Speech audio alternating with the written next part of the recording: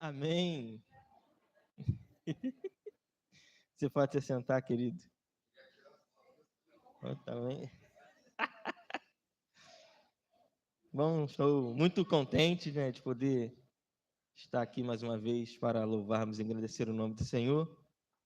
Fico um pouco nervoso, né? Tantas pessoas assim, né, inteligentes, gabaritadas, mas Deus, Ele irá nos abençoar, irá nos conduzir. Amém, queridos? Dia do pastor, né, um dia especial. Nós damos graças a Deus.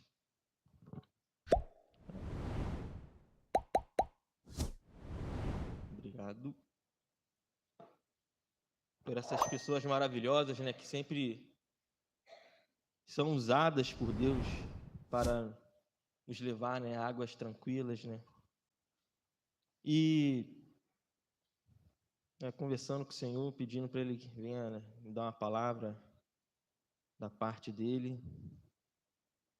E me veio, né, o texto lá em João 10, João capítulo 10, versículo 11. Se puder abrir sua Bíblia, vou colocar aí no telão, por favor.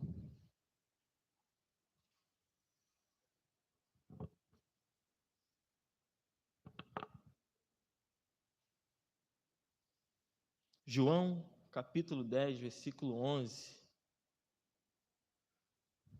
Diz assim: Eu sou o bom pastor. O bom pastor dá a sua vida pelas ovelhas, mas o mercenário e o que não é o pastor, de quem não são as ovelhas, vê vir o lobo e deixa as ovelhas e foge. E o lobo as arrebata e dispersa. Ora, o mercenário foge, porque é mercenário, e tem cuidado com as ovelhas. Amém? Eu gostaria, né, neste momento, fazer algumas reflexões sobre o que é um pastor e um mercenário. Eu lembro, quando estava preparando essa mensagem, aconteceu uma coisa engraçada. Estava com o Cristian numa loja comprando alguns materiais, e aí o rapaz lá na loja estava conversando com outro, e aí ele chegou no seguinte assunto, né? Pô, falei lá com o pastor, que ele era mercenário. Falei, todo pastor é mercenário. Aí eu olhei pro Cristo e falei, pô, esse cara tá brincando, mano. Eu já fiquei logo, vou ter que falar com esse cara. Ele, não, todo pastor é mercenário, não sei o quê, tal. Oh, você já viu lá o que é mercenário? Vai ver lá, se todo pastor não é mercenário. Eu falei, pô, esse cara não sabe o que é mercenário. Aí só que ele estava contando, e aí ele falou que falou isso com o pastor, e o pastor depois começou meio que concordar com ele. Eu falei, cara, esse cara não é pastor, mano. Meu Deus do céu, que pastor vai concordar que ele vai ser um mercenário? Meu Deus do céu, não tem como isso. E aí, o que é um pastor? Pastor, talvez vamos pegar até lá na origem da palavra, né? Daquele pastorzinho de ovelha. Qual era esse ofício? Era aquele indivíduo que levava as ovelhas ao pasto, onde ele cuidava, né? Ele buscava, tratava, tinha aquele cuidado. E o mercenário é aquele camarada que tem o interesse de ganhar alguma coisa em troca naquilo que ele está fazendo. Ele está ali por causa do dinheiro ou por um benefício próprio. E aí, eu não consigo ver o mercenário entrelaçado com o ofício de um pastor. Eu não consigo fazer essa conexão de maneira alguma. Na hora eu fiquei assim, cara, eu tenho que discutir com ele, falar com ele. Eu falei, caraca, meu irmão, você tá doido. Aí eu falei assim, pô, cara, você acha que tá viajando, né? Ele, não, pô, olha lá, olha lá. Eu falei, meteu o pé, ficar nem perto desse cara. Mas eu não consigo fazer essa conexão. Eu não consigo entrelaçar um pastor com um mercenário. E olhando esse texto aqui em João, eu consigo tirar algumas lições sobre o que é um pastor e o que é um mercenário. No primeiro lá, vamos ler o versículo 11 novamente. Eu sou o bom pastor. O bom pastor dá vida pelas ovelhas. Primeiro ponto assim que a gente pode ver é o pastor paga o preço pela ovelha. Se nós formos olhar o padrão de homem que todos nós devemos seguir, de ser humano, é de Jesus. Jesus, ele fala aqui que ele era o bom pastor. Então não importa, né, qual seja a nossa maneira de viver, o exemplo que temos que seguir é o de Jesus. Mas olha, eu não estou querendo dizer que os pastores, eles têm que se sacrificar, né? Dar assim, vou morrer por você. Não estou querendo dizer isso, né? Porque o sacrifício de Jesus lá na cruz, ele já cobriu todos esses nossos pecados. Aquele sacrifício que ele fez lá já foi o suficiente. Mas eu estou querendo dizer de se entregar no sentido de doar a sua vida, sabe? De pagar o preço de em oração, de pagar o preço de buscar a Deus. Eu estou querendo trazer nesse sentido, né? De se doar verdadeiramente. E quando nós vemos, né, lá em Salmos 23, que é bem conhecido, né, que fala: o Senhor é o meu pastor, nada me faltará, deitar-me me faz em verdes pastos, guia-me mansamente a águas tranquilas, refrigera minha alma, guia-me pelas veredas da justiça por amor do seu nome.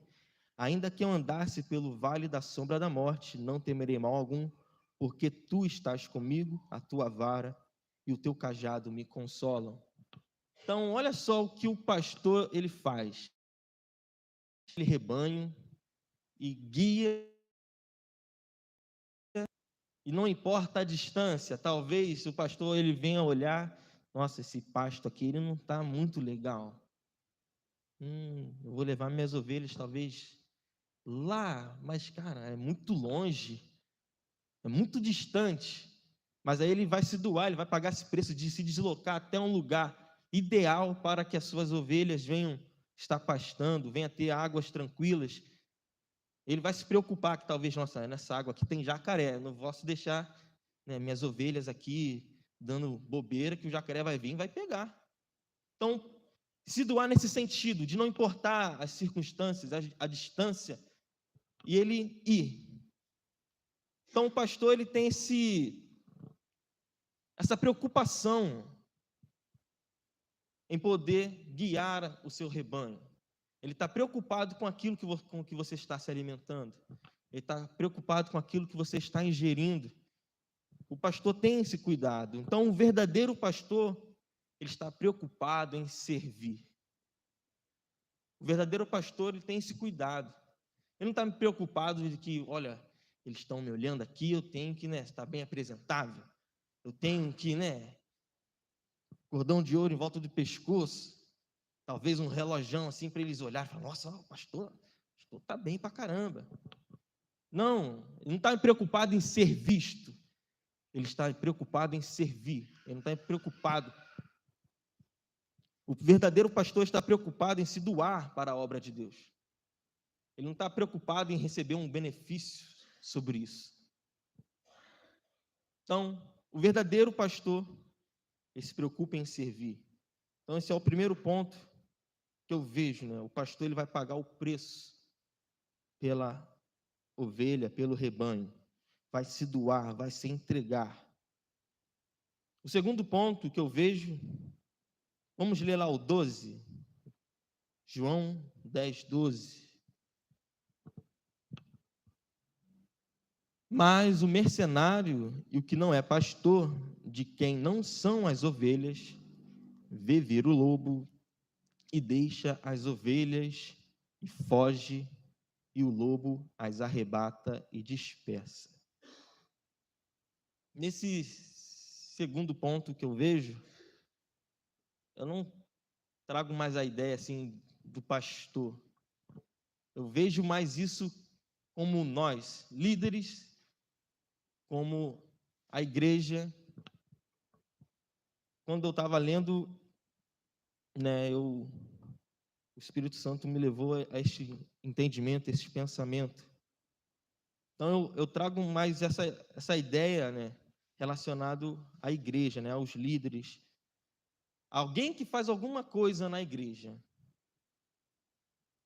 Como que funcionava, talvez, o trabalho lá do mercenário? Talvez o pastor da ovelha, ele tinha que fazer alguma outra coisa, alguma obrigação, e ele chegava, poxa, meu querido, meu rebanho aqui, eu preciso que você leve ele para pastar, você poderia fazer isso para mim? Eu te dou um dinheirinho. Aí ele, dinheiro? Claro que eu quero. Pode deixar. Então, um mercenário, de quem não são as ovelhas, possa olhar aquele pasto e falar, esse pasto não está muito bacana não, mas deixa as ovelhas pastarem aí. Deixa elas aí, vou ficar só olhando aqui, não vou lá para longe não, não vou mesmo, vou ficar aqui mesmo.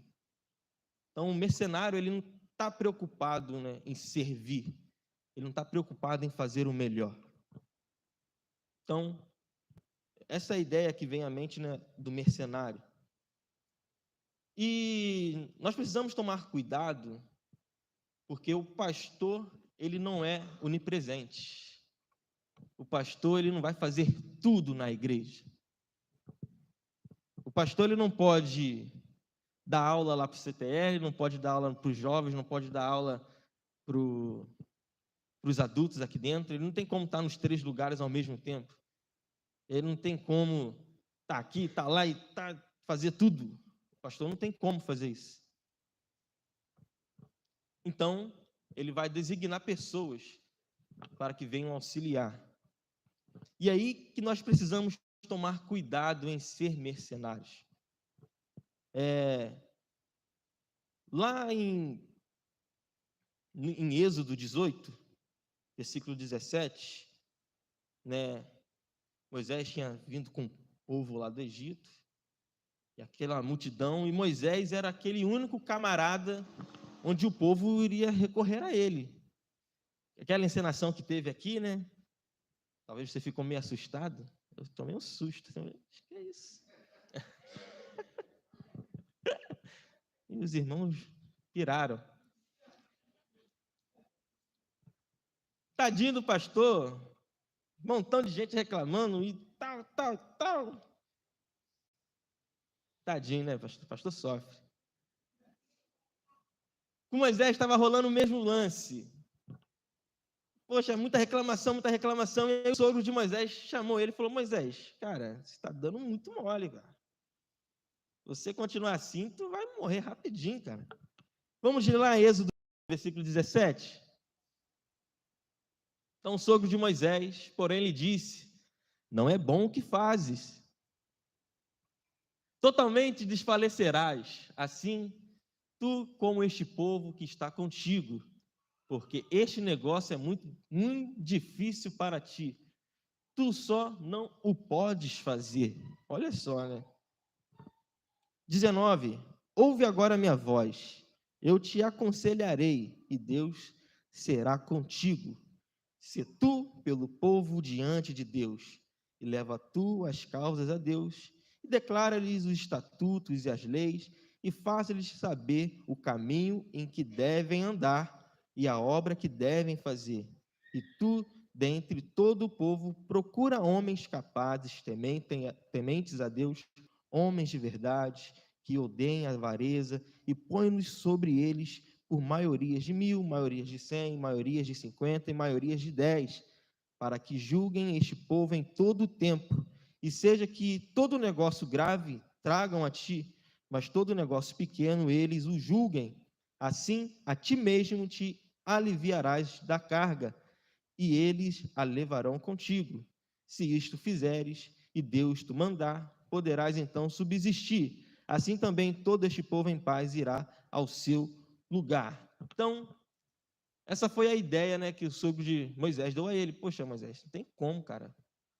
Você precisa dividir esse negócio aí, porque aí sim você vai, né, deixar as outras pessoas também sofrerem um pouquinho. Você vai, né, aliviar essa carga que você está levando, e assim, talvez aí você consiga, né, ficar em paz. Então é isso, a igreja é um corpo vivo. onde existem vários membros, e não tem como, se a gente imaginar o nosso corpo, o meu joelho começa a coçar. Eu vou pensar, joelho esquerdo, se coça aí. Não tem como, preciso da minha mão, preciso que o meu corpo, que ele vai pedir que o outro membro faça alguma coisa. Não tem como nós estarmos unidos, né? Nós somos unidos, o corpo precisa ser unido. E um precisa ajudar o outro. E aí, nós precisamos tomar esse cuidado, pessoas que fazem alguma coisa na igreja, de não sermos mercenários. Porque muitas das vezes nós queremos fazer algo na igreja, não porque, eu tenho a ideia aqui de servir a Deus, olha, eu quero fazer isso porque eu quero servir. Mas muitas das vezes nosso pensamento é, poxa, se eu fizer isso, vão me ver. Se eu fizer isso, fulaninho vai ver. É legal, hein? Você já não está fazendo para a vontade de Deus. Você já está fazendo por um benefício próprio. E aí é o perigo. Porque a ideia, quando o pastor lhe pede algo para você exercer na igreja, a ideia é que ele está acreditando que você irá tratar com o mesmo amor, o mesmo empenho que ele está na obra. E aí, muitas das vezes, nós estamos pensando em benefício próprio. Nós estamos pensando em ganhar alguma coisa através daquilo. Isso é perigoso, irmãos. Nós temos que tomar esse cuidado, né, de ser visto. Devemos tomar esse cuidado de querer aparecer. Pois a ideia não é essa. A ideia é que Cristo ele seja o centro. E se Cristo ele não for o centro, infelizmente, nós estamos tirando tudo de lado. E estamos colocando a nossa vontade, o nosso querer, o meu eu. Isso é perigoso. Quando estava pensando nisso, eu lembrei da profecia lá que Ezequiel deu ao rei de Tiro. Está lá em Ezequiel capítulo 28, versículo 14 ao 17. Pode colocar aí para mim, por favor? Ezequiel 28, perdão. Ezequiel capítulo 28, versículo 14 até o 17. Vamos ler rapidinho. Olha só, tu eras o querubim, ungido para cobrir, e te estabeleci no monte santo de Deus estavas. No meio das pedras afogueadas andavas. Perfeito era nos teus caminhos, desde o dia em que foste criado, até que se achou iniquidade em ti. Na multiplicação do teu comércio encheram o teu interior de violência e pecaste. Por isto te lancei, profanado, do monte de Deus, e te fiz perecer, ó querubim cobridor do meio das pedras afogueadas. Elevou-se o teu coração por causa da tua formosura, corrompeste a tua sabedoria por causa do teu resplendor. Por terra te lancei, diante dos reis te pus, para que olhem para ti. Então, essa profecia ao rei de Tiro está trazendo ali a ideia de Satanás. Então, ele se encheu. A Bíblia ali vai falar, volta um versículo rapidinho, o 16. Na multiplicação do teu comércio, encher o teu interior de violência. Então, ele começou a ver aquela adoração, e ele, nossa, caramba, eu quero um pouco disso para mim. E ele começou a se encher daquilo que estava acontecendo, e ele, poxa, eu quero um pouco disso também para mim. Então ele deixou de lado tudo aquilo que era para Deus, e falou, poxa, agora eu quero ser o centro desse negócio aqui. E nós precisamos tomar cuidado com isso, porque o inimigo, ele faz essas coisas, né, de tirar o foco de Deus e falar, olha, você está ficando demais, cara, nossa, olha só que maravilha, começa a encher o seu ego, e aí você vai, verdade, hein, verdade, e você não está mais preocupado em fazer para Deus, você está preocupado em fazer para você, e aí talvez você começa a vislumbrar coisas que não é para você. A honra e a glória tem que ser dada a Deus. Então, querido, eu gostaria de pedir que você que exerce alguma coisa dentro da igreja, tomasse esse cuidado. Não permitisse que o inimigo venha colocar algo em seu coração de que você é o melhor, de que você, possa levar algum benefício em troca disso. Lá no Éden, ele fez isso com Adão e Eva. Ele encheu os olhos de Adão e Eva.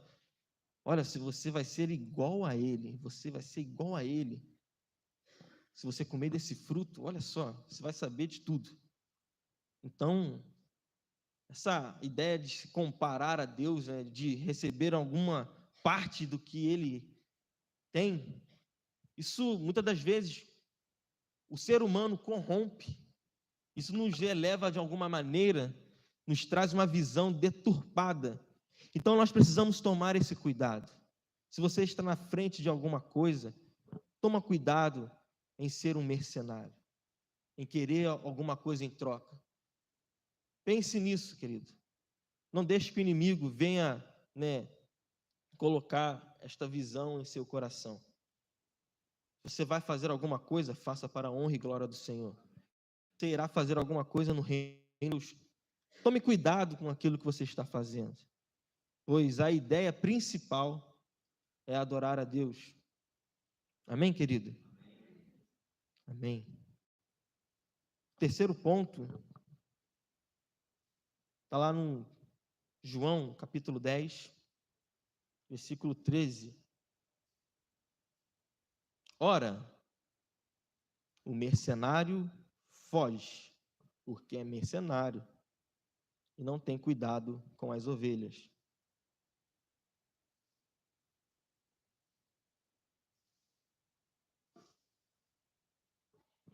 Então nós entendemos um pouco, do que é o pastor, do que é o mercenário.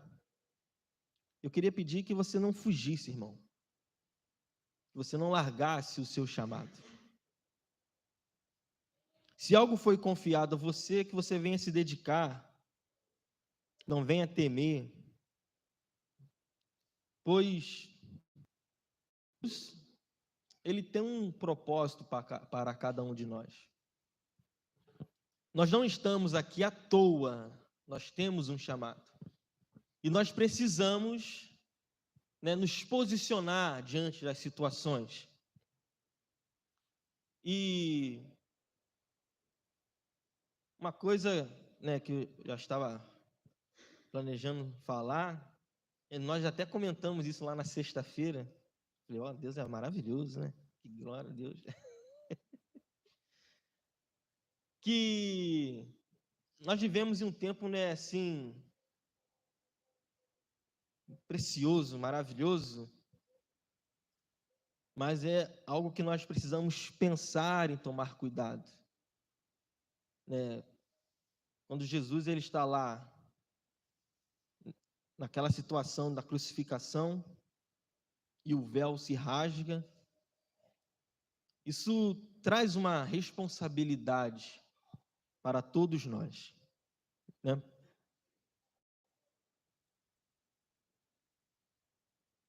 Está lá em Mateus 27, versículo 50, clamando outra vez com grande voz, rendeu o espírito, e eis que o véu do templo se rasgou em dois, de alto a baixo, e tremeu a terra, e fenderam-se as pedras. Então, o véu, aquele véu do templo, ele se rasgou quando Jesus, foi crucificado, e ele morreu ali naquele momento. Por que eu quero pedir para que você não fuja do seu chamado? Porque não importa o que venha acontecer, nós não podemos negar isso. Nós temos um chamado. E a partir daquele momento que o véu se rasgou, a ideia que vem é que aquela presença de Deus que estava basicamente lá dentro do Santo dos Santos, ela saiu daquele lugar,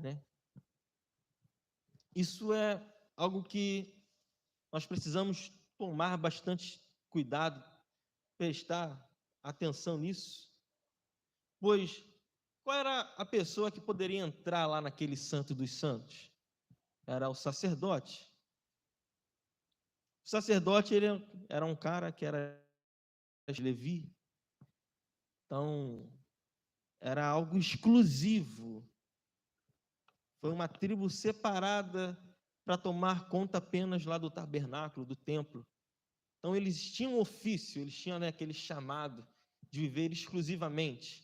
Então, Deus, quando ele estava criando toda aquela organização, todo aquele país, aquela nação, ele tomou cuidado em separar um povo para fazer, né, as obrigações. E essa exclusividade, na minha cabeça, isso sempre vem à tona, que Deus, ele gosta das coisas exclusivas. Ele gosta daquilo que nós fazemos, que vem.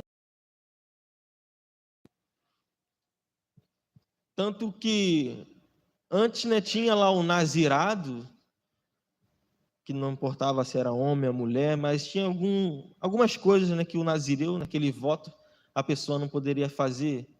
Que ele falava, não, estou entregando a minha vida, eu quero viver só para Deus, então ele deveria cumprir alguns votos, que eu também vejo que aquilo era algo exclusivo. E quando a gente pensa na situação do véu se rasgou, aquela presença, né, abriu, e hoje todos nós temos esse livre acesso à presença de Deus, isso é algo que nós precisamos tomar cuidado, ter uma atenção maior, porque Deus não gosta das coisas de qualquer maneira. Deus, ele não gosta das coisas. Ele preza, né, por essa exclusividade. Isso é tremendo, traz um certo temor, esse livre acesso. A minha mãe falava uma coisa, a gente conversava, né, muitas das vezes, ela falava sobre isso, do tempo da graça e o tempo da lei, né? Segundo ela, na cabeça dela antes, né? Poxa, a gente vive na graça, que maravilha, tá tudo tranquilo. Uau! Só que aí ela começou a pensar, né? Poxa, o tempo da graça, o negócio parece um pouco mais diferente, né?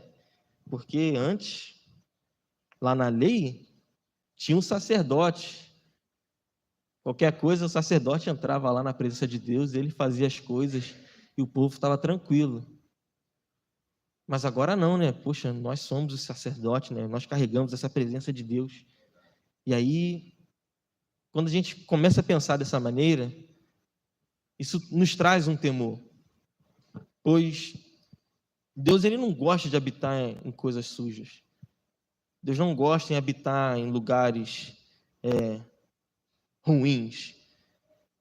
Ele, sim, né, vai buscar o pecador, ele vai lá limpar e tudo mais. Mas isso não quer dizer que ele vai permanecer naquele lugar. Então, isso nos traz um certo temor. Na carta aos Efésios, capítulo 3,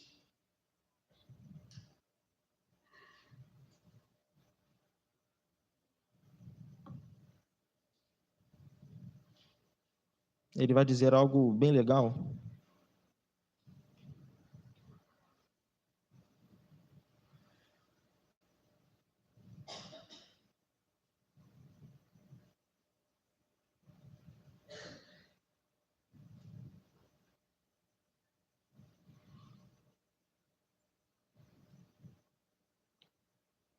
Logo ali no versículo 11, Efésios 3:11. Segundo o eterno propósito que fez em Cristo Jesus, nosso Senhor, no qual temos ousadia e acesso com confiança pela nossa fé nele. Essa fé, essa confiança que nós temos para poder acessar no Senhor, essa ousadia, confiança, nós só conseguimos, né, através de Jesus, pelo aquele sacrifício. porque somos todos pecadores, nós vacilamos muito, mas mesmo assim é necessário que nós venhamos temer, tomar esse cuidado em estar limpos, porque nós levamos essa presença do Senhor. É hoje nós que apresentamos, né, o sacrifício, hoje somos nós, né? E nós não podemos fugir disso. O que o Senhor fez, o que passou, o que aconteceu, nós não podemos fugir disso, nós não podemos negar o que aconteceu. E aí nós precisamos tomar esse cuidado, porque Pedro vai dizer, né, olha, nós não temos para onde ir, pois só o Senhor tem a palavra de vida eterna. E o Senhor ele vai estar buscando sempre aqueles adoradores que o adoram em espírito e em verdade. E uma coisa também que a minha mãe sempre falava, ela falava muito daquele versículo, poxa, agora esqueci, que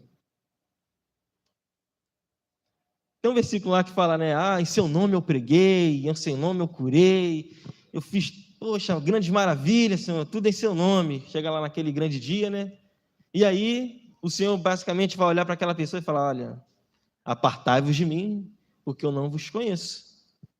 E aí ela sempre falava, olha, isso aqui ele não está falando para o camarada que está desviado, para o camarada que está fora da igreja, ele está falando para crente. Ele está falando para aquele cara que estava na igreja. Ele está falando para essas pessoas. Então, isso também, né, caramba, traz um certo temor do que nós estamos fazendo. Nós não temos como fugir disso. Porque um certo dia, todos nós estaremos diante do trono.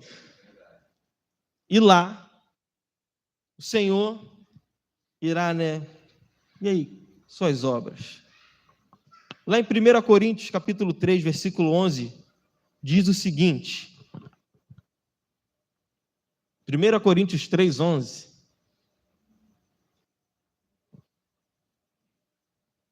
Porque ninguém pode pôr outro fundamento além do que já está posto, o qual é Jesus Cristo. E se alguém sobre este fundamento formar um edifício de ouro, prata, pedras preciosas, madeira, feno, palha, a obra de cada um se manifestará. Na verdade, o dia a declarará, porque pelo fogo será descoberta, e o fogo provará qual seja a obra de cada um. Se a obra de alguém edificou nesta parte permanecer, esse receberá o galardão.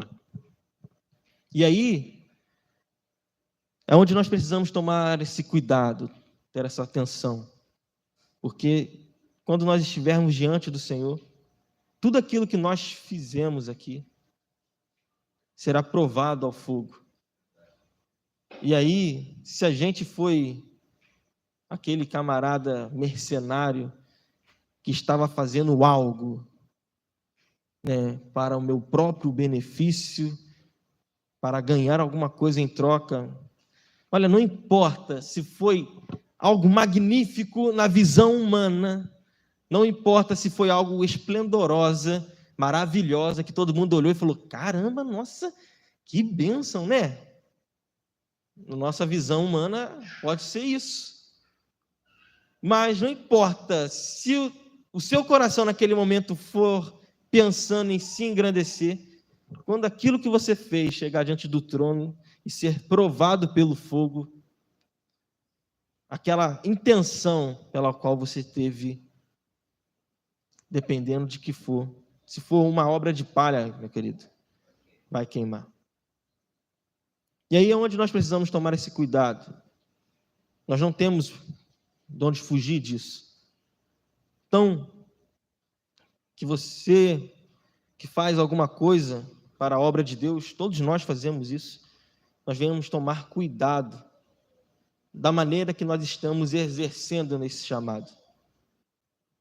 Que venhamos, né, estar sempre tomando cuidado com a nossa motivação, que nós não venhamos ser, né, meninos ao ponto, né, de querer tomar algum proveito, ganhar alguma coisa em troca sobre isso. Pois Deus, Ele irá cobrar. Então, procure agir como um pastor. E graças a Deus eu fico muito contente, muito feliz em poder ter bons exemplos para seguirmos, né, irmãos? Óbvio que a nossa referência é Jesus, mas nós temos pastores que buscam a Deus, nós temos pastores que se dedicam à obra de Deus. E faça como eles. Fico muito contente, muito feliz de vocês aqui conosco, de ser esse exemplo para nossas vidas e que, né, o Senhor venha falar mais aos nossos corações. E gostaria de agradecer a minha oportunidade. Amém. Amém. Amém.